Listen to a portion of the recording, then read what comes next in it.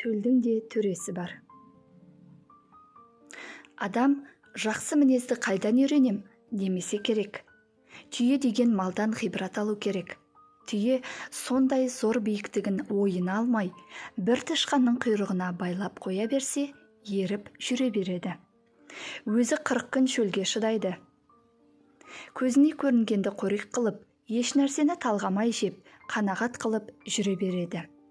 Күштілікте қара жердің кемесі десе болады. Көнгіштікте сондай көнгіш. Бала шөгерсе, шөгіп жатады. Түн болса, байлап салған жерден қозғалмайды. Оның жалғыз-ақ құмар нәрсесі тұз. Тұз шалата берсе, жаны кіреді. Қазақ мақалында бар.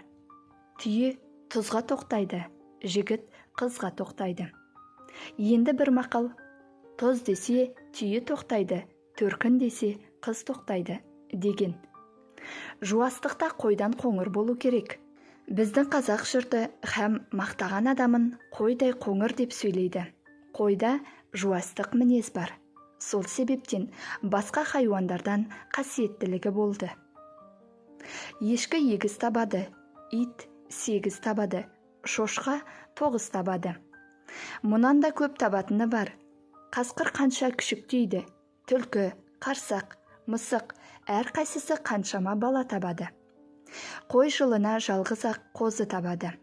Сонда да 4 аяқтыда қойдан көп жануар жоқ. Өзі бір жылда 3 түлейді. Бір қабат жүнін жабағы деп атайды. Қазақ халқы оны қанша пайдасына жаратады. Өзіне киім, малына жабу. Артығын сатып керек жара қалады. Бір түлеген жүнін қозының қарын жүні дейді.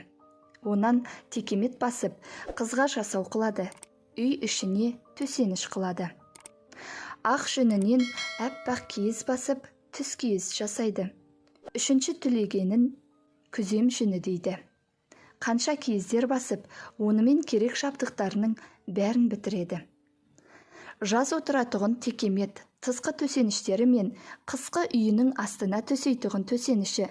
Бұлардың бәрінен артылғанын және сатып керек жарағын алады. Қазақ жұртын бірсыпыра көтеріп, берекелендіріп тұрған осы қой деген мал. Құты, құрты, майы, қыс болғанда отыны қойдың барлығынан табылады. Мәшһүр Жүсіп Көпейұлы.